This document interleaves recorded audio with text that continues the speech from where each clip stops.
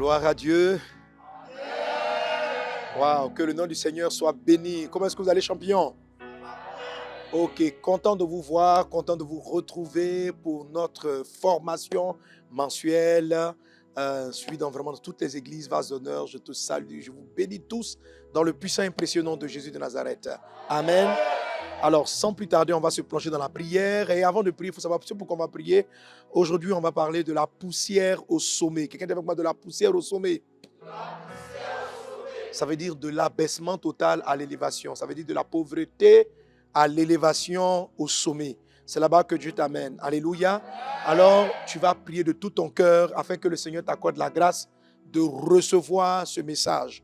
Il faut savoir que la façon dont tu reçois la parole de Dieu communique en toi un pouvoir. Amen. La Bible dit que Christ est la parole, mais à tous ceux qui l'ont reçu, qui ont reçu la parole a donné le pouvoir de devenir enfants de Dieu. Amen. Le message que tu vas recevoir, que tu vas entendre, si tu le reçois dans ton cœur, il te donnera le pouvoir de quitter de l'abaissement, de l'humiliation à la domination. Amen. Alors tu vas prier de tout ton cœur pour recevoir ce message. Pas simplement pour l'écouter, pas simplement pour l'entendre, mais pour l'entendre, le recevoir, laisser ce message s'imprégner en toi. Ensemble, élevons-nous et prions le Seigneur. Père Céleste, que ton nom soit béni, que ton nom soit loué. Merci pour ta grâce divine. Merci Seigneur Dieu pour la bénédiction de domination que tu nous accordes. Merci parce que tu nous donnes de répandre ta parole à travers le monde entier. À toi la louange, la gloire, l'exaltation au siècle des siècles, dans le puissant et précieux nom de Jésus. Quelqu'un donne un bon Amen. Amen. Waouh, je vous sens très vivant aujourd'hui. Amen, amen. Alors, nous allons toucher donc le dernier secret, le dernier point de la bénédiction pour dominer. Amen. La bénédiction pour conquérir, c'est notre thème de l'année 2022. Nous sommes bénis pour conquérir. Et le dernier thème, le dernier sujet de l'année, il est vraiment assez emblématique ou bien marquant par rapport à ce thème. Amen. Alors, cette bénédiction, c'est la 12e bénédiction. Toutes les bénédictions, Dieu nous les donne pour que nous puissions répandre sa parole de Dieu, pour que nous puissions répandre la parole de Dieu. Dieu dit à Abraham, je te bénirai et je ferai de toi une source de bénédiction.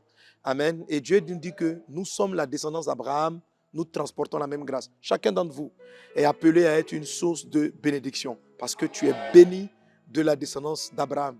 Tu es la véritable postérité d'Abraham, la postérité spirituelle d'Abraham. Amen. Alors cette bénédiction est ta portion. Il est dit dans le livre de Deutéronome chapitre 28 verset 13. Il est dit ceci, on va le lire ensemble. L'Éternel fera de toi la tête et non la queue. Tu seras toujours en haut, tu ne seras jamais en bas. Lorsque tu obéiras au commandement de l'Éternel ton Dieu, que je te prescris aujourd'hui, lorsque tu les observeras et les mettras en pratique. Quelqu'un peut acclamer le Seigneur pour sa parole. Alléluia. Gloire à Dieu. Amen. Alors, Dieu dit qu'il va faire de toi la tête. Ce n'est pas un doute. Amen. Il dit, si tu écoutes la parole, que tu la mets en pratique, si tu es un chrétien qui marche selon la parole de Dieu, il n'y a rien à faire, tu seras à la tête. Tu ne seras pas à la queue. Et il dit, tu seras toujours en haut. Amen. Notez bien les termes de Dieu. C'est-à-dire, pourquoi il dit toujours en haut? Parce qu'il y a certaines fois où les circonstances de la vie vont vouloir t'amener en bas. Mais Dieu va faire en sorte, parce qu'il t'a donné cette grâce, parce qu'il t'a donné cette bénédiction, il fera en sorte que tu quittes cette situation où le diable veut te dominer, où les circonstances veulent t'écraser, que tu quittes de cette situation pour te retrouver au sommet. Amen. On a vu cela dans la vie de Joseph, qui sera notre ligne, notre modèle de message dans cet enseignement. Joseph, lorsqu'il était chez son père, parce qu'il a manifesté la bénédiction numéro 12, s'est retrouvé à la tête, malgré qu'il soit le 10e, malgré qu'il soit le 11e, des enfants, amen, de Jacob. Il était à la tête, le plus apprécié, le plus aimé. Et pourquoi? On va le découvrir plus tard. Lorsqu'il arrive dans la maison de Potiphar, il arrive comme un esclave. Mais après quelque temps, il se retrouve à la tête de la maison de Potiphar. Il y avait comme une puissance dans la vie de Joseph qui faisait qu'on n'arrivait pas à le maintenir dans la poussière. Il était toujours en haut. Plus tard, il y a un mensonge qui vient contre lui. Il est jeté en prison et Joseph se retrouve, malgré l'accusation injuste qui lui a été faite, il se retrouve le chef de la prison. En fait, le directeur de la prison a pris Joseph pratiquement comme numéro 2. Donc, de prisonnier envoyé pour viol, il se retrouve à être le chef de tous les prisonniers. Ça veut dire toujours en haut, jamais en bas. Dis avec moi, toujours en haut, jamais en bas. Toujours en haut, jamais en bas.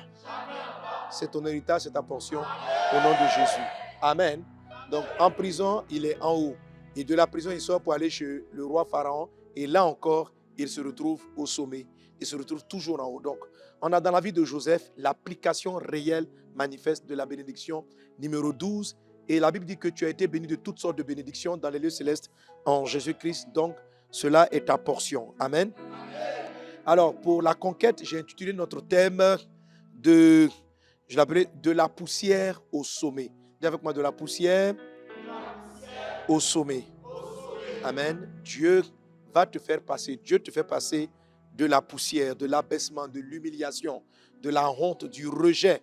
La poussière, c'était le symbole vraiment du rejet, de la pauvreté, de la misère, de tout perdu. La poussière est le symbole des choses qui appartiennent et qui sont sous domination de Satan.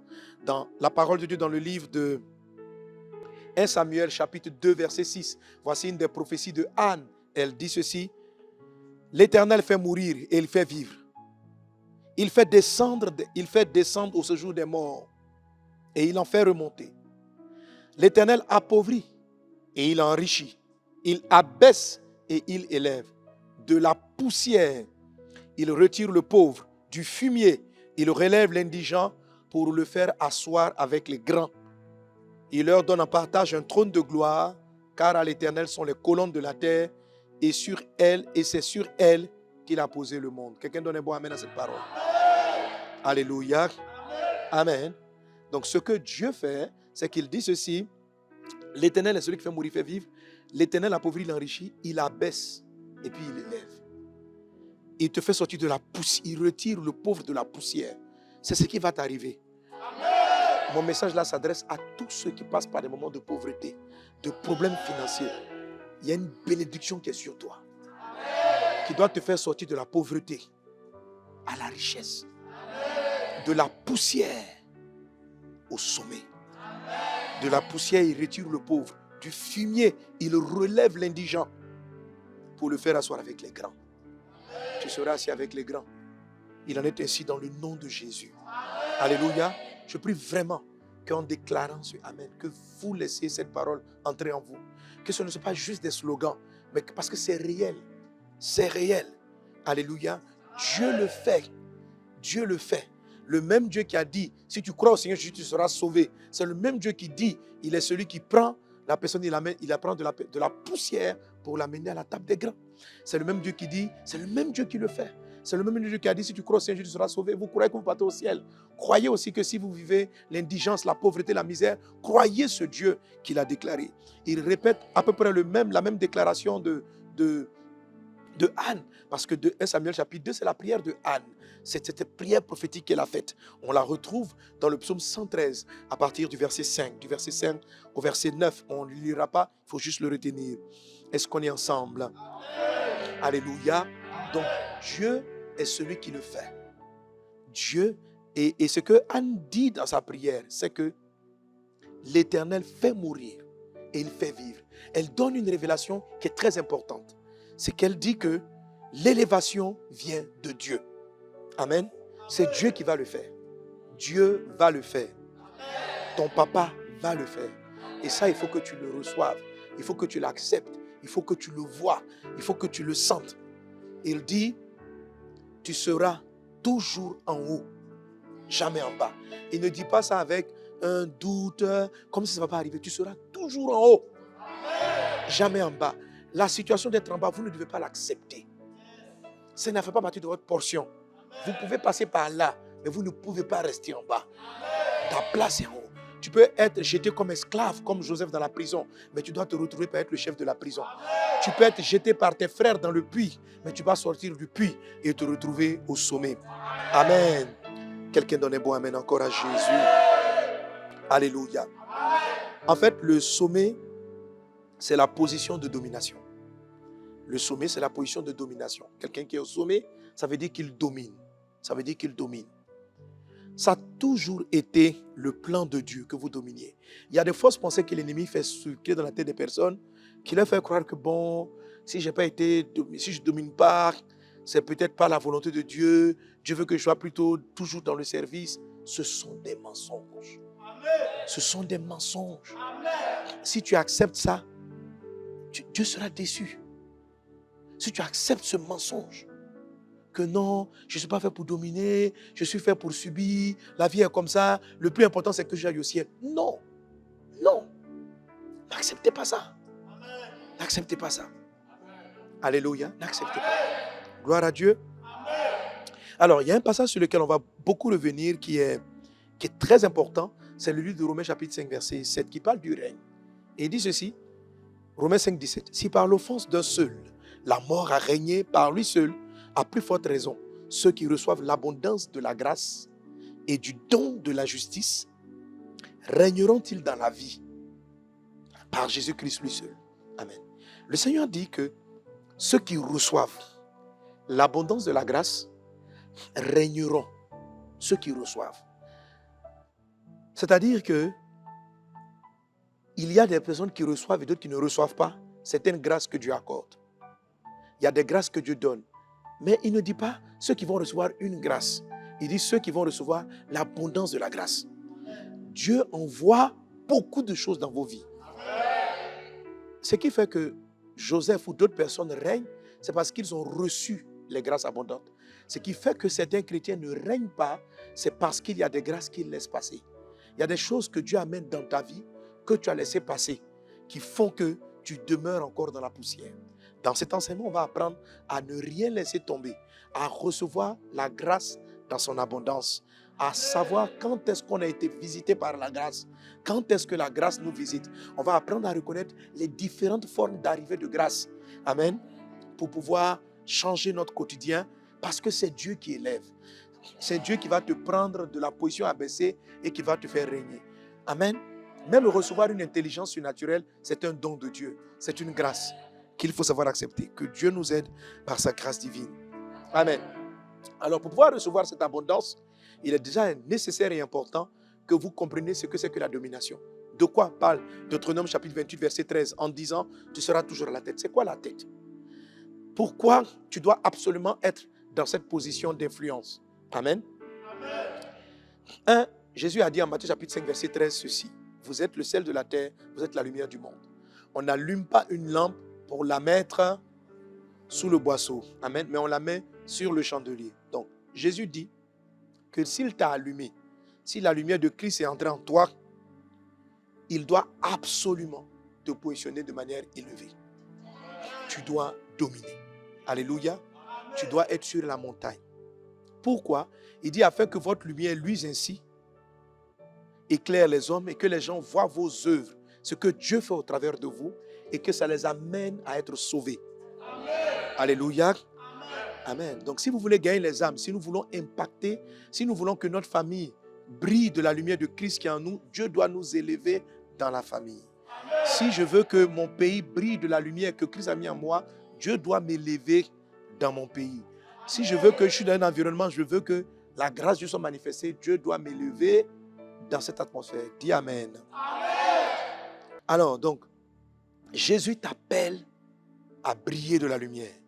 Christ est entré en toi, c'est une lumière dans ta vie. Et Matthieu 5 dit, tu dois être en haut pour que ta lumière brille. Dis avec moi, ma lumière va briller. Ma lumière brille. Au nom de Jésus. Donc, c'est une destination certaine. N'acceptez pas de ne pas dominer. N'acceptez pas. Ce n'est pas normal. Ce n'est pas normal. Ce n'est pas biblique. Tu n'es pas dans la doctrine. Quand tu demeures dans la poussière, tu n'es pas dans la parole. On ne peut pas dire non, si quelqu'un commet l'impudicité, il est hors de la volonté de Dieu. D'accord. Mais la même Bible qui a dit que tu ne commettras pas l'impudicité, la même dit que tu seras en haut. Donc quand tu n'es pas en haut après un certain temps, il y a une anomalie. C'est une anomalie. Il dit, on n'allume pas une lampe. Je ne peux pas t'avoir sauvé pour te laisser sous le boisseau. Non, quand je t'ai allumé, j'ai prévu que tu montes. Il faut que vous montiez. Amen. Et on vient de lire qu'on monte par la réception des choses. Alors, qu'est-ce que c'est que monter?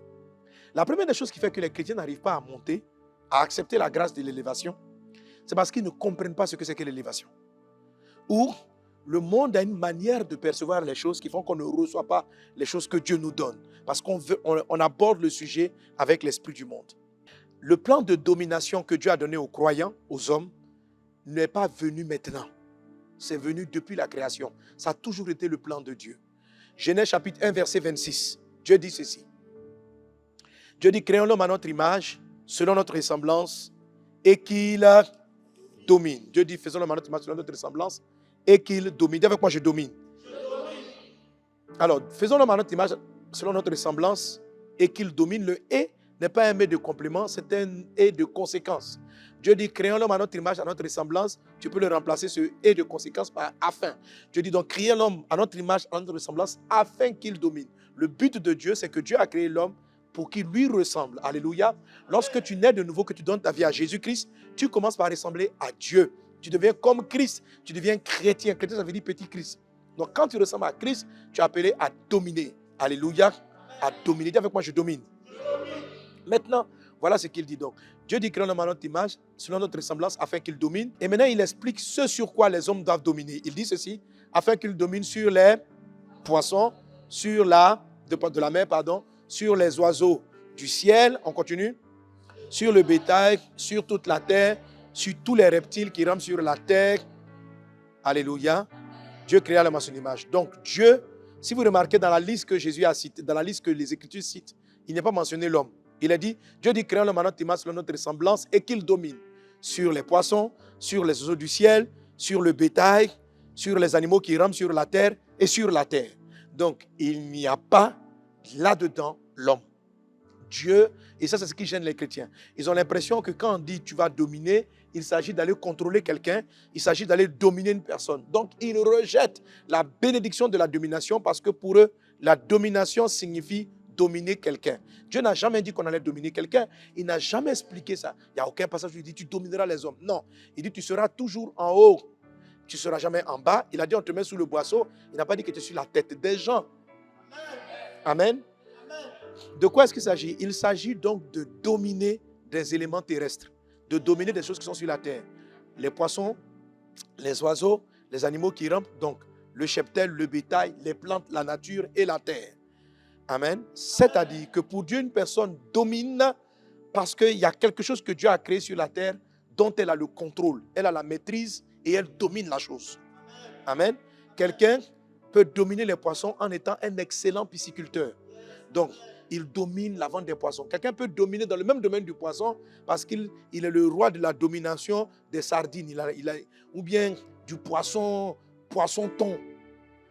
Ou quelqu'un peut dominer le manioc. Il a fini par fabriquer un type d'attiqué assez extraordinaire. Amen. C'est tout ça. Dominer les plantes, c'est ça. C'est-à-dire que tu as la maîtrise, tu as la compréhension d'un phénomène que Dieu a créé sur la terre, tu as la maîtrise de ce domaine-là. La terre, c'est tout ce qu'il y a. La terre, tu peux dominer l'agriculture, dominer les ventes de l'agriculture, dominer l'or, le pétrole, l'argent, etc. Tout ce que Dieu a déposé sur la terre, c'est ce dont Dieu parle. Quand Dieu dit de dominer, ce n'est pas les hommes. C'est quelque chose comme ça qu'il faut dominer. Alors, et qu'une fois que tu as cette domination, les hommes, quelle est l'influence que tu as sur eux? Les hommes te suivent, pas parce que tu les domines, tu les écrases, mais parce que tu les influences. Ok? Tu les influences, tu deviens un modèle. Alléluia. Donc, dans le monde séculier, les gens qui sont les plus puissants sont des personnes qui ont dominé sur des éléments de la nature. Ok? Aujourd'hui, l'homme le plus riche au monde, il s'appelle Elon Musk, au moment où je fais la vidéo, mais il a dominé sur quoi? Il a dominé sur la fabrication de voitures électriques. Il est devenu le numéro 1 dans la fabrication des voitures électriques. Et aujourd'hui, ce monsieur-là, quel que soit le pays dans lequel qu'il voudra visiter, c'est le chef d'État qui va le recevoir. Les hommes le regardent, les hommes l'observent. Il y en a qui l'aiment, d'autres le détestent. On n'a pas dit que vous serez aimé, mais il a dominé sur un élément et il est aujourd'hui plus puissant que des pays entiers. Sa fortune, il y a quelque temps, était estimée à plus de 200 milliards de dollars. C'est impressionnant. Voilà, c'est vraiment impressionnant. Mais il n'a pas cherché l'argent, il a juste dominé un secteur, les voitures électriques. Et aujourd'hui, il a élargi son champ de domination. Dieu aussi t'accorde une domination sur une des choses qu'il a faites, qu'il a créées dans le nom de Jésus-Christ de Nazareth. Amen. Un pasteur domine, par exemple, parce que, soit dans l'art de l'enseignement, ou bien dans l'enseignement, dans un aspect de l'enseignement, dans le domaine de la formation sur le mariage, dans le leadership, dans un type de message, tu as atteint un tel niveau d'expertise que je vais présenter tout de suite, que tu passes à la phase de domination. Que cela soit ton partage au nom de Jésus, domine dans le nom de Jésus-Christ. Amen. Joseph est passé au sommet. Il a dominé l'Égypte, pas parce qu'il est venu dire, il a colonisé tous les Égyptiens, non, mais parce qu'il a compris le phénomène de l'agriculture, de la gestion générale de l'Égypte. Il a maîtrisé cela. Il maîtrisait cela plus qu'aucune autre personne en Égypte. Ça lui a donné donc la position de Premier ministre. Il a influencé et par rapport à cela, il a dominé. Qu'est-ce qu'il a dominé? C'est un savoir-faire. Qu'est-ce qu'il a dominé? C'est un savoir-faire.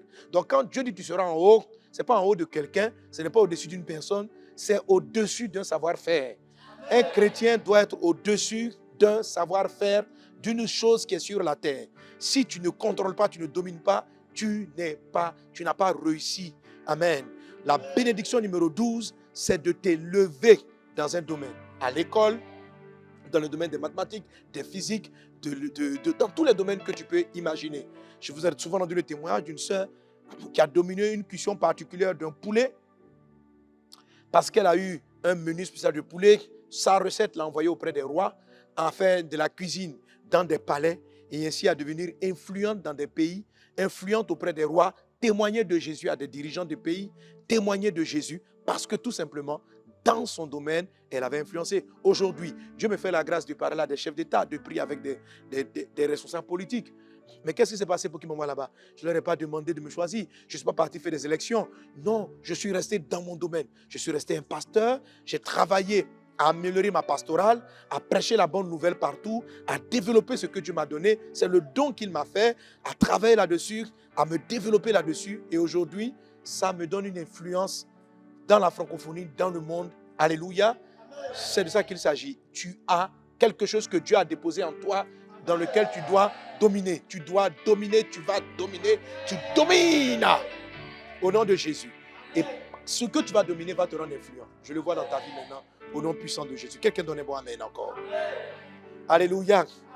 Alors, cette domination-là se passe par étapes. Donc, notez très bien les 5 étapes pour parvenir à la domination. Les 5 étapes pour parvenir à la domination, les 5 saisons, en fait, pour parvenir à la domination d'un sujet.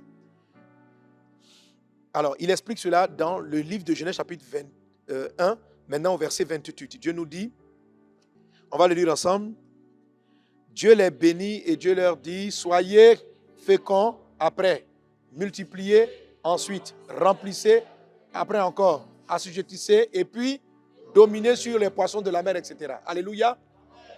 Donc, on avait vu au verset 26 de ce même chapitre que Dieu dit, créons l'homme à notre image, selon notre ressemblance, afin qu'il domine les poissons, etc., etc., et la terre.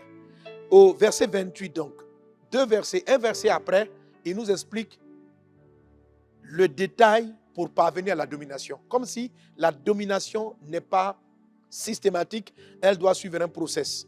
Et le process, il le dit, 1, soyez féconds. 2, multipliez. 3, remplissez. 4, assujettissez. 5, dominez. Donc, dominer, c'est la dernière des choses. Amen. Donc, pour dominer, je dois d'abord être fécond. Pour dominer l'agriculture, pour dominer la terre, pour dominer la ferronnerie, pour dominer le ciment. Aujourd'hui, un homme influent à l'école d'un côté, par exemple, dans le domaine, il n'a pas rien, il a dominé sur le ciment. Amen. Et avec ça, aujourd'hui, il est l'homme le plus riche d'Afrique et il influence les lois au Nigeria. Il influence, il dit des choses, il demande des aides pour qu'on relève certaines lois, etc. Il devient donc influent. Et ça, c'est ton destin. Amen. Alléluia. Si vous ne comprenez pas la domination de ces gens, vous n'allez jamais comprendre pourquoi Dieu dit qu'il a fait de nous un peuple de rois. Apocalypse chapitre 5, verset 20, il a fait de nous un peuple de rois. Nous sommes tous des rois. Tu vas te dire, mais à la fin, qui est roi sur qui? Si tout le monde est roi. Mais en fait, le problème, c'est parce que tu as toujours pensé qu'il fallait être roi de quelqu'un. Dieu n'a jamais demandé d'être roi de quelqu'un. Il te demande d'être roi du poisson, d'être roi d'une cuisson de poulet. Il te demande d'être roi dans la tomate. Il te demande d'être la reine dans les cerises de tomates. Il te demande d'être roi dans la couture. Il te demande d'être roi dans un domaine. Alléluia. Il dit que les hommes voient vos bonnes œuvres et glorifieront vos pères qui est dans les cieux. Donc on voit tes bons ouvrages. Ce sont tes œuvres qu'on voit et on glorifie Dieu. Donc quand tu es en train de faire une cuisine de manière dominante, où tu domines dans le domaine, ce sont tes œuvres. Les gens voient l'ouvrage de tes mains et c'est ce qui va les amener à glorifier Dieu. Parce que quand tu leur demanderas d'où est ton secret de grâce, tu diras mais c'est auprès du Seigneur. C'est ce que Joseph a fait. Quand Pharaon l'interroge pour lui dire mais il semble que c'est toi qui sais expliquer les songes, il dit ce n'est pas moi, c'est Dieu. Et Pharaon a glorifié Dieu. Amen. Pharaon a vu les bonnes œuvres de Joseph. Quelles étaient les bonnes œuvres de Joseph? Il dominait les songes et les interprétations des songes. Il est devenu un expert en interprétation de songes. Et c'est ce qui lui a ouvert les portes du palais. Et il a glorifié Dieu. Que les hommes voient vos bonnes œuvres et qu'ils glorifient Dieu. Donc ce n'est pas que les hommes voient Dieu pour glorifier Dieu. Non, les hommes vont voir tes bonnes œuvres. Et c'est par tes bonnes œuvres qu'ils vont dire, waouh, ton Dieu est grand. Pharaon s'est prosterné devant Dieu parce qu'il a vu les bonnes œuvres. Il a vu que Joseph dominait le domaine du songe et de l'interprétation parce qu'aucun de ses magiciens ne savait le faire. Daniel a dominé la Babylonie parce qu'il était lui aussi. Il a dominé le songe et l'interprétation des mystères. Ça l'a propulsé au sommet. Il est devenu influent. Il y a quelque chose que tu peux dominer. Et il y a même plusieurs choses que Dieu veut que tu domines, par lesquelles tu seras une bénédiction pour l'humanité. Tu dois entrer, tu dois avoir cette révélation-là au nom puissant de Jésus. Quelqu'un donnez-moi amen. Alléluia. Je vois cela se manifester dans ta vie au nom de Jésus-Christ. Alors donc ce process dit quoi? Ce process dit quoi? Le process dit soyez féconds. C'est vrai, ça veut dire ayez des enfants. Mais soyez féconds aussi veut dire soyez créatifs. Ça veut dire soyez inventifs. Alléluia. Amen. Alors, pour dominer, quel que soit le domaine, si tu es dans le domaine du poisson, je parlais de cette femme-là qui a commencé à parler de l'évangile à des princes saoudiens, du monde arabe, des milliardaires, tout simplement parce que Dieu lui a accordé une fécondité, une idée originale dans la fabrication d'un poulet, dans la cuisson d'un poulet. Ok? Soyez féconds, ça veut dire que Dieu va te donner quelque chose qui n'existe pas auparavant, quelque chose d'unique, quelque chose de spécial. Je vois que le Seigneur te l'accorde dans le nom de Jésus-Christ. Alléluia. Et vous avez tous en vous une chose qui est originale. Vous pouvez tous apporter un enfant que le monde n'a jamais eu. Un enfant biologique ou un enfant d'invention ou une créativité. La domination commence par une fécondité. Ça veut dire quelque chose d'original, quelque chose d'unique. Et je vois le Saint-Esprit te l'accorder au nom de Jésus-Christ de Nazareth. Alléluia. Mais la fécondité, la créativité, la chose unique ne vous donne pas systématiquement la domination. Ce n'est pas parce que tu as une bonne idée d'une entreprise que tu vas dominer. Ce n'est pas parce que tu inventes un nouveau chant que tu vas dominer. Non, détrompe-toi. Ce n'est pas parce que tu joues au football comme personne n'a jamais joué que tu vas dominer. Non, la fécondité n'est pas la domination. La fécondité est le départ de la domination. C'est le point de commencement, mais ça ne veut pas dire. C'est pourquoi il y a des gens qui inventent, qui fabriquent des chants, qui ont des innovations, qui ont des idées, mais qui sont étonnés que les gens leur volent leurs idées et qui ne vont nulle part avec cela parce qu'ils ont pensé que parce qu'ils étaient créatifs, parce qu'ils étaient féconds, ils allaient dominer. C'est pas vrai. Dominer la fécondité, ne n'est que la première étape. La deuxième étape à laquelle tu dois passer, ça s'appelle la multiplication. Soyez féconds, multipliez. Multiplier, ça veut dire améliorer. Ça veut dire organiser. Ça veut dire développer ce que tu as reçu. Alléluia. Généralement, quand Dieu vous accorde une idée de fécondité, elle est brute, elle est immature, elle manque de finesse, elle manque de certains compléments. Il faut que vous multipliez tout ce que Dieu vous a donné. Multiplier, ça veut dire avoir en quantité, mais multiplier, ça veut dire aussi améliorer. Que ce que Dieu t'a donné, tu l'améliores. Si Dieu t'a donné un rêve, fécondité d'une plantation, ne la laisse pas au niveau plantation. Il faut que tu l'améliores. Si Dieu t'a donné une idée de mettre en place une entreprise audiovisuelle, tu vas avoir une fécondité, une idée spéciale dans la manière dont tu fais tes films, tu jettes ton cabinet de communication. Mais ton cabinet de communication doit se développer, il doit se multiplier. L'idée originale ne va pas t'amener au sommet, mon frère.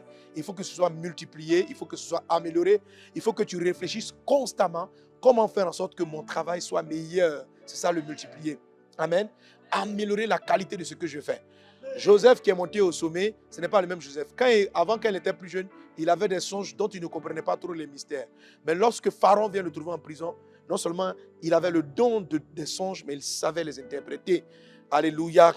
Ça, c'est le côté multiplication. Après cela, il dit quoi? Fécond, multiplier, remplissez. Amen.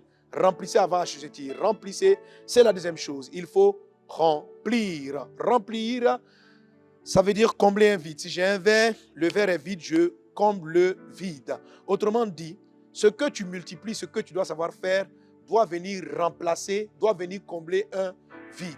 Pour pouvoir dominer, il faut remplir. C'est-à-dire, il faut répondre à un besoin. Alléluia. Si par exemple, tu es expert en économie, mais ton système n'aide personne, c'est-à-dire que toi seul, tu es là, tu fais des théories, on ne comprend rien. C'est certes développé, mais ce n'est pas utile. Il y a des gens qui ont fabriqué des inventions inutiles. On ne sait même pas ce qu'on va en faire. OK? Pourquoi est-ce que, par exemple, Mark Zuckerberg est devenu si puissant et si influent avec Facebook? Parce qu'il a créé un réseau social qui répond à un besoin. Ça veut dire qu'il est venu remplir un vide. Pourquoi TikTok domine aujourd'hui, en train de dominer? Parce que ça répond à un besoin. Ils se sont rendus compte que certes, les gens veulent communiquer, ils veulent voir des vidéos, mais ils se sont rendus compte que les gens n'aiment pas rester longtemps sur les vidéos. Qu'ils aiment les vidéos qui vont vite et puis qu'ils leur proposent des contenus qu'ils aiment. Et ils ont créé des algorithmes. Donc non seulement ils ont développé l'application, mais ils ont essayé de cibler les besoins des gens. OK? Tu peux avoir une recette, tu vas avoir une recette d'un poulet, mais personne, les gens n'ont même pas envie de manger ton poulet. Tu dis non, c'est un rêve, j'ai reçu le songe. Oui, quand tu as reçu le songe, la recette, ça c'est la partie fécondité. Après la recette, il faut la multiplier. Après ça, est-ce que les gens la consomment? Amen. Il y a des gens, par exemple, qui ont reçu comme fécondité la prédication. Mais ils enseignent des choses, ça n'aide pas les gens dans leur vie de tous les jours. Voilà. Tu as un message, ils expliquent, je suis arrivé au 4e ciel, il y avait tout ça, tout ça, tout ça. Bon, le gars, dans la pratique, elle a faim. Elle veut savoir ce que tu expliquais là. Comment on se marie?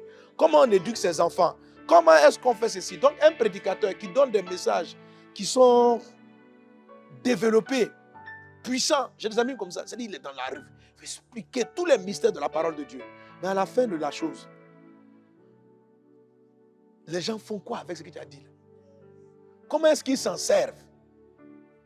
Quel besoin ça vient régler? Si ta théorie, tes exemples, ton travail, tes compétences n'aident rien, c'est comme souvent les gens qui ont fait de hautes études. Ils sont pédants, ils s'asseyent à la télévision, ils parlent, ils enseignent les verbiages pour montrer qu'ils savent s'exprimer, puis ils sont contents. Mon ami, tu n'iras nulle part. Je vois des journalistes qui sont là, ils n'ont rien inventé, ils sont assis à la télévision en train de critiquer. Quelqu'un a fait son livre et ils sont là. Mais vous avez fait des fautes ici, vous aurez dû dire ça. Mon ami, toi, ce que tu es en train de faire, tu réponds à quel besoin? Voilà. La personne qui a écrit son livre, même si c'est imparfait, il y a un besoin auquel elle va répondre. Tu ne domineras pas, tu seras là toujours dans ta télévision en train de critiquer. Tu es inutile à la société. Franchement. En fait, tu es utile parce que tu vas aider la personne à multiplier son talent. Mais si toi-même, tu ne travailles pas à multiplier ton talent et à faire en sorte qu'il serve à quelque chose, tu n'iras nulle part. Tu pourras rester pauvre, tu vas rester misérable parce qu'on peut se passer de toi. Alléluia. Est-ce qu'on est ensemble? Dis à quelqu'un, remplir. Alors, après remplir, Dieu dit assujettissez. Dis avec moi, assujettissez. Alors, l'assujettissement, c'est un peu un complément du remplissage et de la multiplication. Amen. Alors, assujettissez, ça veut dire c'est faire en sorte que tu deviennes indispensable dans ce domaine. C'est faire en sorte que tu deviennes indispensable, incontournable. Même si tu réponds aux besoins des uns et des autres, mais que tu n'as pas assujetti, tu ne vas pas dominer. OK? Donc, il y a des personnes qui sont là, qui font le piment. Tu fais du piment, tu vas au marché. C'est bien, mais ça ne peut pas te donner la domination. Pour arriver à la domination, il faut arriver à faire en sorte que ton piment soit la manière dont tu fais ton commerce là. Que quand on cherche ton produit, on ne puisse le trouver nulle part ailleurs que chez toi.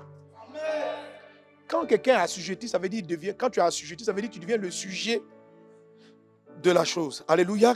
Est-ce que vous avez des stylos avec vous? Comment vous appelez les stylos? Est-ce que vous savez que Bic, ce n'est pas le nom? Bic, c'est une marque. Le vrai nom de ces trucs, c'est stylo. Mais à un moment donné, la société qu'on appelle Bic, c'est multi. Donc, seulement, ils ont eu une idée, créer un stylo. Mais c'est une idée qui existait déjà. Parce qu'être fécond, Tu peux être fécond d'une fécondité qui existe déjà, avec une petite différence. Donc, ils ont juste créé un design un peu différent. Après, ils l'ont multiplié, ils en ont fait plusieurs, mais ils ont essayé de remplir. Ils ont trouvé quel besoin? Parce que les gens avaient des stylos qui étaient trop difficiles, qui étaient trop coûteux. Donc, ils ont essayé de créer un stylo qui soit accessible à toute la population, à coût réduit. Donc, ils sont venus répondre à un besoin. Ils ont fait ce qu'on appelle remplissage. Maintenant, quand ils ont fini de remplir, ils ont fait en sorte qu'ils vendent partout. Et le jour où vous savez qu'ils ont assujetti, c'est le moment où, même pour parler des stylos, tu appelles ça bic. Avant, il y avait les réfrigérateurs. Il y avait un groupe qui avait assujetti le marché, qu'on appelle frigidaire. Et quand les gens veulent parler des réfrigérateurs, ils disent, tu as ouvert le frigidaire. Frigidaire, là, c'est une marque. Sinon, le truc où on conserve les aliments, c'est réfrigérateur. Frigidaire, c'est une marque. Donc, quand une marque, parce que toutes les marques qui marchent, au moins, elles remplissent un besoin. Mais maintenant, pour dominer, là, il ne faut pas simplement remplir. Il faut faire en sorte que tu deviennes incontournable. Comment Joseph est devenu Premier ministre? Pharaon dit cette phrase. Trouverions-nous en Égypte un homme comme celui-ci capable d'interpréter les songes? Ça veut dire quoi? Qu'il est devenu unique. Ça veut dire qu'il a tellement développé son don que le niveau qu'il a atteint, tu ne peux pas le remplacer.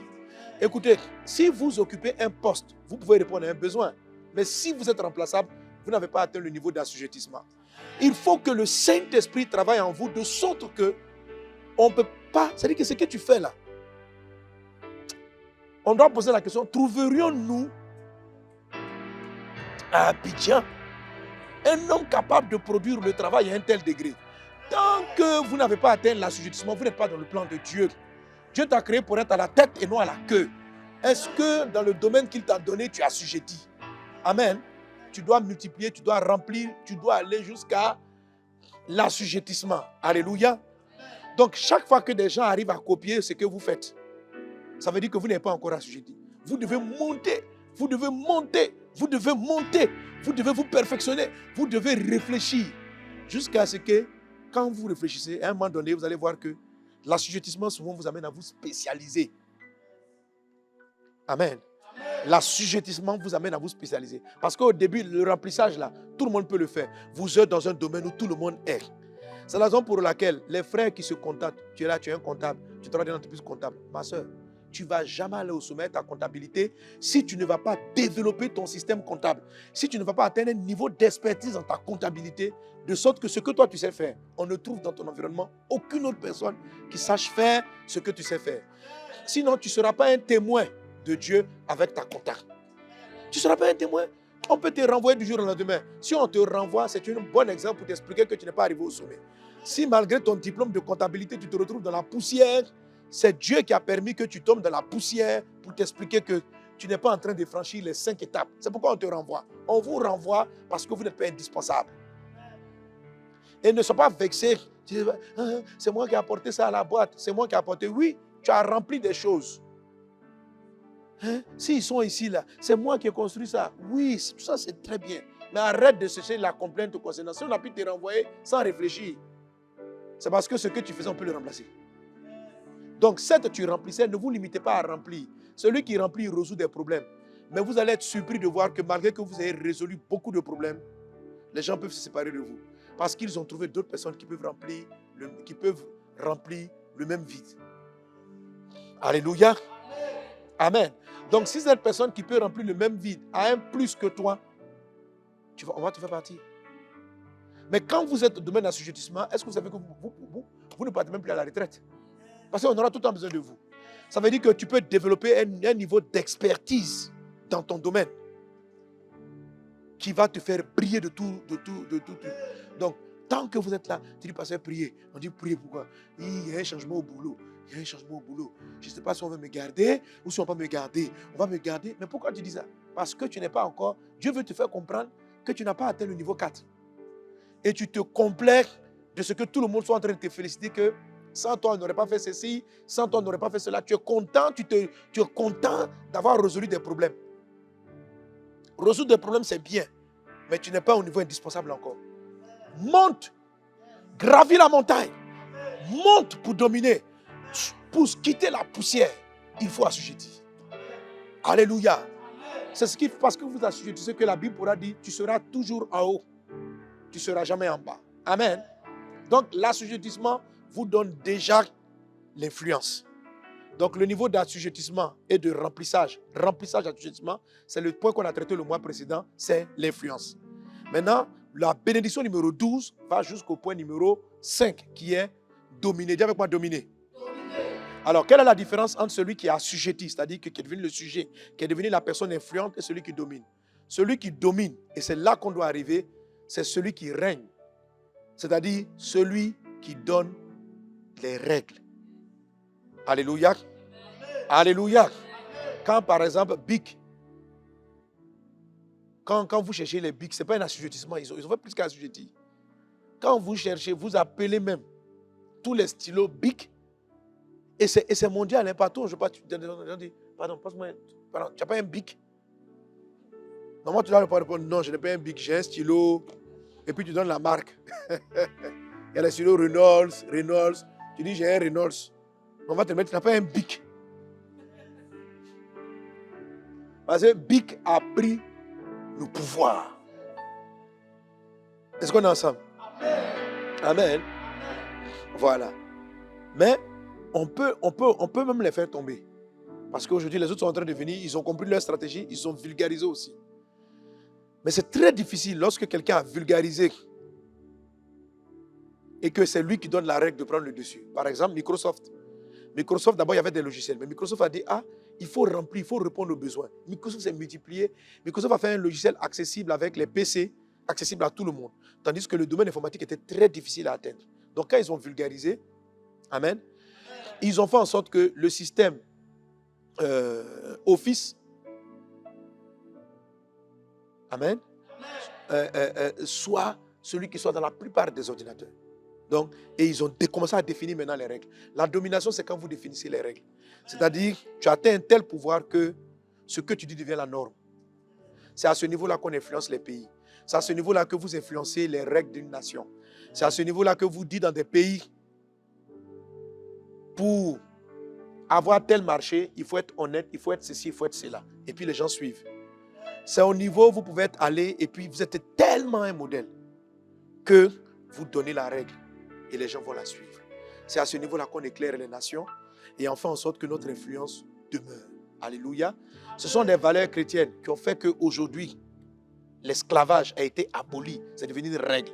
Ce sont des chrétiens, pendant que l'humanité a accepté cela, qui se sont élevés, qui sont rentrés dans le domaine de la politique, qui ont dominé en politique et qui ont donné les valeurs du royaume de Dieu pour dire que tous les hommes sont égaux.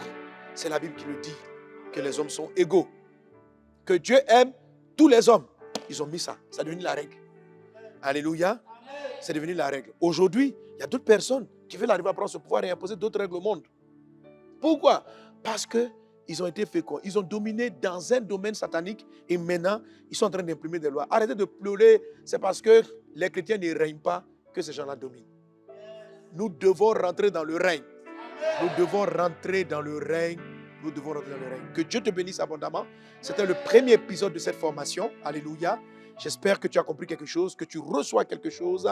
Tu es appelé à dominer et il te faut absolument être fécond.